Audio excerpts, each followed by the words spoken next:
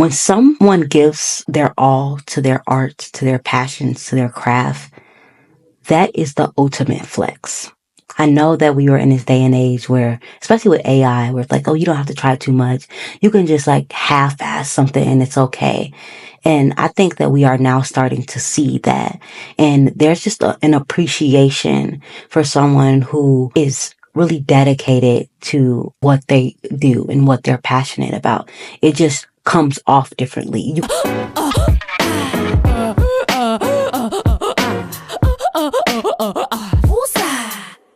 It's been described as like a panic attack. It's actually a style from beatboxing inspired by Dougie Fresh. A hip hop analyst would have recognized that. You can feel the passion. You can tell that this person deeply cares about it and they are, putting their all in it.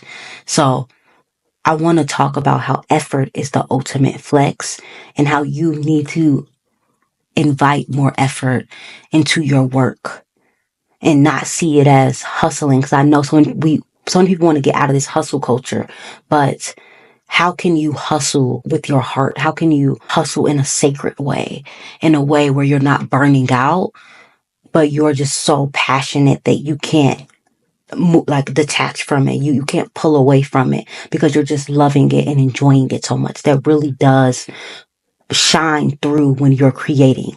And I know that you want to get paid to exist from creating. And the way to do that is by just giving it your all. Being consistent, man, that's the hardest part. Staying consistent, getting up every day and choosing to do it, choosing to, create new content, come up with new things to say, finding new creative ways to make, I guess, the same aesthetic look good over and over and over and over. When I was in high school, there was this girl who, and I can see her now, she used to really get under my skin. And it was because she was a try hard. Like everything about her, she just tried so hard. And it used to drive me crazy because it's like, why are you doing all that? Like, why do you have to be so extra so early in the morning? Why are you so happy? Like she used to drive me crazy. What did she do? Talking too much, laughing too loud, being in every club. Like I remember this girl was in every single club imaginable. And I'm just like, why does she do so much? She would dance all the time, sing, laughing at dumb shit, trying to fit in with the upper class, just her teeth. Everything about her drove me crazy. I feel like I'm feeling like Kendrick right now. Like, I hate the way that you walk, the way that you talk. I hate the way that you dress. I was a hater. Like, I really, really was. I could not stand this girl. But now I realize it was because she was what I could not be. She had the confidence and the courage to just be herself.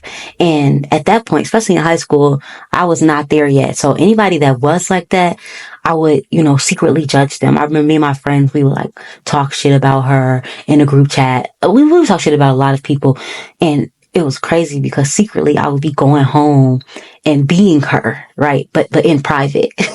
Not where, people could see me and judge me because I didn't want to be in nobody's group chat. I didn't want, my friends talking about me or, I didn't want anybody to feel the way that I felt about her, about me. So, but it was low key admiration. I really admired her because she was just so much herself, because she did give everything her all. She was trying out, all the different clubs and just 100% being herself. Like when I would try out for things and it didn't work well, I would quit. I quit so many clubs, so many teams. I was on a basketball team, my sophomore year, and I made it. I tried out. I made it. I was not good at basketball. It was just something new. I wanted to try it. And I was a hard worker. So like in the tryouts, I was giving it my all. And when it was time to play, I was often benched. And I remember the one time I did play when we were at home, like we played away. I didn't really care because I didn't know anybody. And I would always get put in like the last few minutes when we were losing because I wasn't good. But one time we played at home and they put me in the game and my mom and my brother was there and I probably looked like a chicken with my head cut off. I was all over the place, just not great. And I looked in the bleachers and I just saw my friends laughing at me. I saw my mom and my brother laughing at me. And even afterwards, people were, like, oh, you was in for the last few, like, you was looking the wrong way, girl. You was about to shoot in the wrong basket. And I was just so embarrassed. And I remember I went to my coach, a few days after that. I had stopped going to practice, and my coach was my math teacher, which sucked. Or no, she wasn't my math teacher. She was her door was right next door to my math teacher. And she was like, Taylor, why haven't you been at practice? What's been going on? And I was like, oh, my mom said I have to quit the team because I have to get my grades up. That was not true. I just quit because I was embarrassed. And I just, like, being seen trying in that way was not comfortable. Like, I could not sit with that discomfort. Oh, why does it matter? Because now I know that, like, for me, I admire anybody that gives something their all, right? I respect people who don't care, even if they look like a try-hard. You want to be the best, don't you? I know you do, right? Growing up in my family, everything was a competition. Seriously. We competed, and we still do compete over everything, just like everything is a competition. Now it's more healthy, but back then it was definitely not healthy. We were just always like competing. I remember me and my cousin, we would compete over who could eat their food the slowest, because we would want the other person to watch us. Like we would want you to finish your food first so that you would have to watch while we enjoyed our food, and like, ha ha ha, I have food and you don't. Like, it's just like little silly things like that. But it was just like, I always wanted to be the best. I always wanted to win. And I know you feel the same way. Another example is just like this competitive nature that I have. I remember my friend, it was these jackets. And if I find them, I'll put them on the screen. These jackets that were so hot. I had to have been like sixth, sixth grade. And everybody was getting these jackets. Like, if you had these jackets, you were the cool person. And my friend walked in my house one day with the jacket. And I went into a blind rage. I was so hurt that she got the jacket before me, because that meant that she won. So I remember I told her, I was like, oh, I'm going to have the jacket. Like, my dad's going to buy me the jacket. My dad already told me. And I just remember, like, how, even back then I knew I looked and sounded crazy. Like, it was like, what is wrong with me? I feel like something had possessed me, because I'm like, why am I acting like this? But I was like, oh, my dad could buy me this jacket, girl. Like I'm going to have a jacket too. Don't even worry about it. I hadn't even talked to my dad in weeks. I was just making some stuff up, and I was trying to call my dad. He wouldn't answer. I just did not want her to win. And to be honest, that competitive nature, it still follows me. But now I see it as a tool, not my identity, right? It doesn't control me. I use it as motivation to perfect my craft. So it's like, if you find that you have that competitive nature too, it's really going to help you. It's going to give you that edge when it comes to, you being the best in your field, in your industry, and whatever it is that you want to do. Because it's going to require you to put in more effort than somebody else, right? Because if you are doing 10x the amount of work and somebody else is only doing 1x, you're going to get better faster. So you're going to be able to, succeed, to win. So there's nothing wrong with competition when you are using it wisely, which I have always been very competitive. It's in my family. But before, I was not using it wisely. I was allowing it to use me. And it would also keep me in this lack mindset and like in a scarcity mindset, because I felt like if they were winning, I was losing, right? Going back to that example with eating the food, even though I just ate my food, if my cousins still have food left, it's like, damn, I don't, I'm hungry. Girl, you just ate. You acting like you starving, but it was just that feeling of knowing that like she has food still and I don't.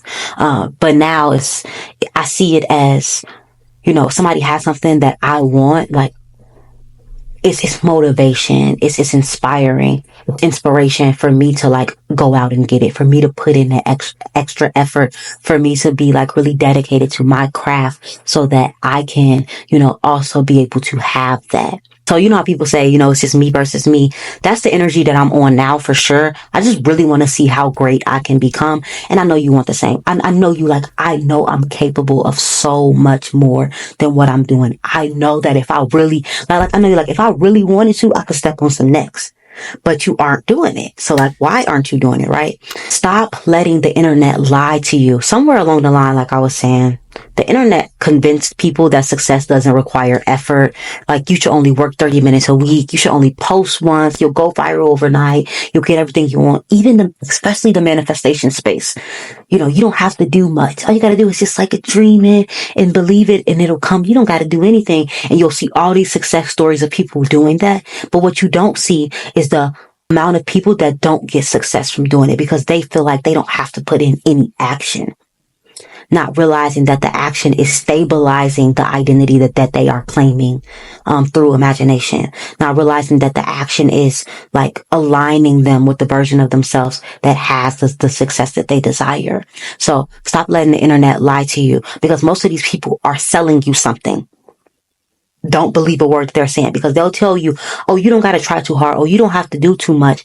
But they're posting multiple times a day, right? Trying to sell you on this idea, an idea that keeps you comfortable with being mediocre.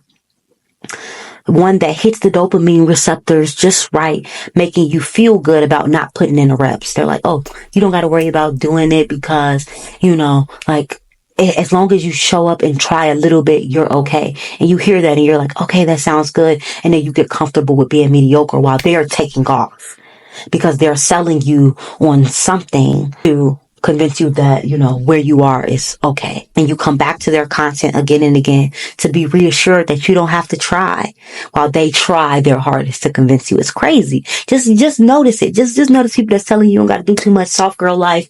Meanwhile, they're now not saying that just because they're showing up over and over, that means that they're like, and I know hustle has a negative connotation, but that they're like burning themselves out, that they're like overexerting. Like, I'm pretty sure that most of these people are doing it because it's aligned and because they're passionate about it, but they're still putting in some type of effort. They are still trying, while you feel like, well, I don't got to, because I want to live a soft life, and because, I don't want to do that.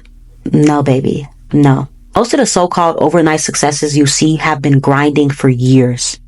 A few days ago, I saw this girl blowing up on YouTube.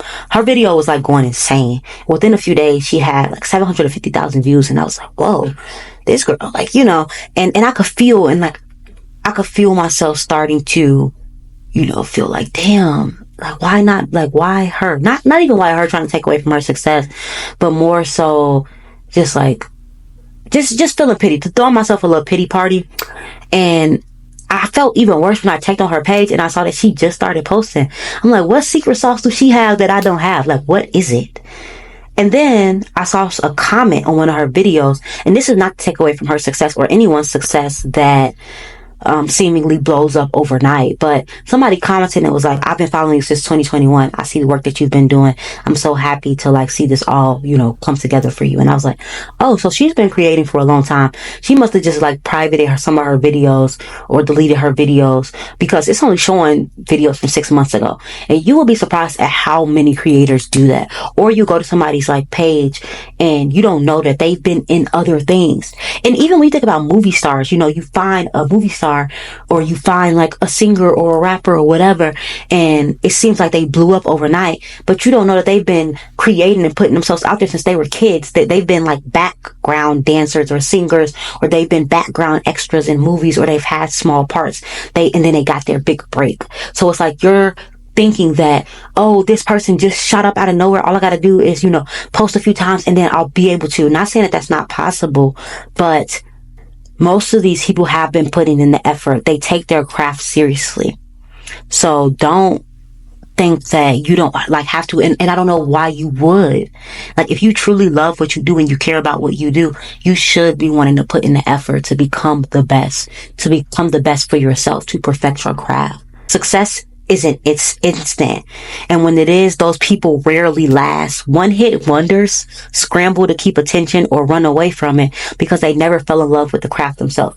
And I even see that with like people who will blow up online. Like, they'll have a video that goes insanely viral. Or you think about music stars who have a song that's like it goes off the charts and then you don't hear from them again because maybe they were doing it because it was a trend, not because they truly loved it. So they weren't able to stay in the game when all the hype went down. It was just like, I'm just doing this. What's that J. Cole song when he like, niggas acting woke but they broke? I respect them all, but you all, man, they barely old enough to drive. Tell them what they should do. Who the fuck am I? I heard one, but this me. Okay, y'all know what song I'm talking about. He's like, oh, in 5 years you go be on Love and Hip Hop. Okay, I just had to say that part because he was speaking facts, and J. Cole been in the game for a long time, and he was just saying, like rap about something with substance. Bring some substance. You just riding this wave. Like that's what he said. You riding the wave. You're not really committed to the craft, and you could tell the artists that are committed to the craft and the people that are like, oh, this is a good way to get some visibility, recognition, to blow up. People you admire have been showing up for themselves for years. That's why their work is so damn good. Think about, I know Doechii is just like super in the limelight right now, and it's for good reason. But she's been putting in the work. Tyler, the Creator, I love how unique he is. He's been definitely putting in the work. Bro, like, to navigate this industry, you don't need the industry. You have the internet. Like, what you need the industry, make come to you. Like, what the are you talking about? Bro, when we had it, was flooding every message board, anyone walking down the street. Like, it was harassment at that point, bro. You got it easy. Do not sit here and be lazy and let pass you. You got it right there, bro. It's crazy. You sound crazy right now. Doja Cat putting in the work, regardless of how you feel about her. Just all these artists, they with longevity, you could tell that they are dedicated to their craft, that they're not here to just for the gimmicks. The Baby was here for the gimmicks. Even though I think he's a great artist, he was here for the gimmicks. And that's why his career is where it is now. Just really think about the artists out there that have been here just for the hype. Their career does not last. You don't want that to be you. Okay. And just to let you guys know, Thriving Creator, I do have a mastermind where I help you to have longevity in your career by being able to withhold adversity that's going to come your way from being seen, from being vulnerable, from putting yourself out there, and just standing in the fact that you are a thriving creator now. So if you are interested in that, you want to blow up your income and your impact, then the link is down below. Play the long game. If you want to be truly great, accept that this is a long game. Like I said, if you want to be in this for the long haul, you got to accept that this is a long game. How long does it take to master a skill, to perfect craft? Time, reps, right? It takes time. People say 10,000 hours. I would say even more than that to really perfect your craft. And like that should be the point of it, not to win, but to like the person that you are becoming in the process of it should be the goal, right? The journey is so cliche, but it's true. It's cliche because it's true. That's why people say it so much. Natural talent is great. Don't get me wrong. But someone with half your talent and twice your audacity will outlast you if they commit to the long game. So you are extremely talented. You are beautiful, wise. You have so much to offer. But somebody who don't have half what you have, but they just have the courage to just stay in it, to deal with the discomfort that comes from things not popping off right away, they're going to win. Okay? So if you struggle with the long game, it's because you want results now. But ask yourself, what does getting the results say about you? What would having it bring you? If you can answer those questions and then start living out the answers now, you've unlocked the secret code to the universe. It's because you have it before you have it in the external, right? Creators make the biggest mistake of waiting for circumstances to align before they allow themselves to feel successful. They say, I just want to enjoy the process. But what they really mean is, I want to tolerate my current reality until my full desire shows up. That's totally different than enjoying the process. Enjoying something and tolerating something, you already know that's two different energies.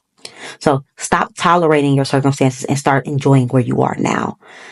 That's why the long game can feel exhausting, forced, dreadful, because you're just tolerating it. I know you don't want that. I know you want to fall in love with getting better. You want to be so secure in your craft that external validation means nothing because you are so in love with what you're doing and you know where you're going. You want to fall deeply in love with the long game. And I know that that's what you want. So how to try hard without trying. If you want to be a better writer, creator, speaker, if you want to be respected and unique, you need to take your craft seriously. But the secret to taking it seriously, relaxing into it more. It can sound paradoxical, and I know, like an oxymoron, but it's a game changer, especially for you, creative, mystic woman. Your gift is in how deeply you can relax, allow, and surrender. Your gift is ease and magnetism. Your gift is making your work look effortless. So even though you are putting in all the effort, you make it look effortless, and that is your gift. But you got to take it because you take it seriously. If you haven't been using your gift, your relaxation can look more like laziness. Your allowance looks like tolerating mediocrity. It's time to consciously employ your feminine gifts. Okay? And this is how we are going to tap into your natural gifts of making things look effortless while still using a ton of effort, right? In the right way, in an aligned way, right? Because trying hard when it's forced does not look good, and it does not translate good, like energetically. You could feel when somebody like trying too hard, when somebody like just doing too much. You could tell when it's fake. There's a way to try hard from passion, and that's when it looks effortless. That's when it looks like the people that's telling you, you don't got to try hard, you don't got to do so much. Because they are really passionate, it looks effortless, but they are, believe me, using a ton of energy. It's like clean energy though, right? It's a difference. It's definitely a difference. So this is how you're going to dedicate at least 1 hour a day to your craft. This is a goal. This is not the starting point. If you only have 10 minutes a day right now, start with what you have.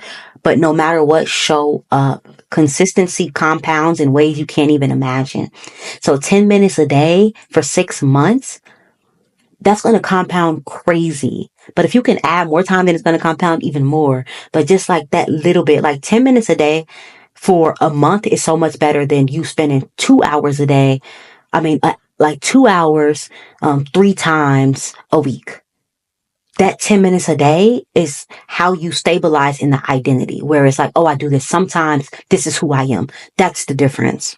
So make it a no matter what practice. And these are tips for consistency. Embody the identity. You are a full-time creative now. Show up like someone who is deeply in love with their craft. Anchor the habit. Work at the same time every day so your body and mind instinctively know it's time to create. And don't skip. Lock in. It might suck at first. Do it anyway. And also have grace with yourself if you do miss a day, but then jump right back on the wagon. Eliminate distractions. How are you actually spending your time? Because if you say you don't have time, if I was to put a secret camera in where you stay, I feel like I would be able to spot pockets of time that you're just not using wisely, my love. So get honest, right? I used to complain that I didn't have time all the time. I used to complain, right? I don't have time. But what was I doing? Scrolling, watching true crime. I love true crime, cop videos, interrogations, all the true crime. I love it. And I would spend hours doing that. Then I'm like, well, I don't have time to do the things that I want. No, I'm just not making the time. I'm just not, creating the time for myself. So look into your own experience and see where you are also doing that. Because when I got honest, like I said, I had the time and I stopped procrastinating. Why? And having a why is also important too. Like, why are you doing this? Because for me, when I really honed in on my why, which is to show my daughter that she can do whatever it is that she wants, and just to show myself that what I'm capable of, then it became much easier for me to get up and do the work. Because before, I was just more in love with the idea of being great than actually putting in the work to become great. So assume you are already a creator. Assume you are already a creator. I'm always going to include a little magical thinking. That's what creates the separation from those who quit and those who keep going until something shifts. The ones who give up, they're entangled in thoughts of doubt, believing it's not working. They might try to brainwash themselves with positive thinking, but deep down, they're habitually expecting failure. The ones who make it happen, though, they know success is inevitable. Even if they don't consciously expect it, they act in alignment with the belief that everything is falling into place. I'll lock this in. Assume you are already a thriving creator. Visualize a scene that applies this and loop that in a drowsy state. And so the subconscious can accept it. feel as if you have it now. Practice embodying the emotions of what it would imply to already be a full-time creative. That's going to help you lock in on the practice of showing up for yourself and putting in that effort. Meditate daily to strengthen your focus. I'm always going to tell y'all to meditate. Hold the frequency, right? Notice how thoughts naturally align with the state that you're embodying, and act as if failure is impossible. Follow through with everything above and watch how quickly things shift. The magic happens when you stop trying to become and start being the person who you know you're capable of becoming now. So that's all that I have for you guys. Everything is down below. Free community, Confident Creator. We are, as of today, at about 40 members. I am going to make it a paid membership once we get to 100 members. So if you want to lock in at the free membership for now, then definitely sign up before we get to that 100 members. And right now we're doing a content challenge, and we have 2 live calls this month. Our theme is Quantum Jumping June. We're doing the quantum shifts by becoming the creator now, and everything, just all the magic. The link is down below to find out more about that. And then my Thriving Creator Mastermind is down below, and you could also book a call down below. That's all I have for you guys. Talk to you soon. Bye.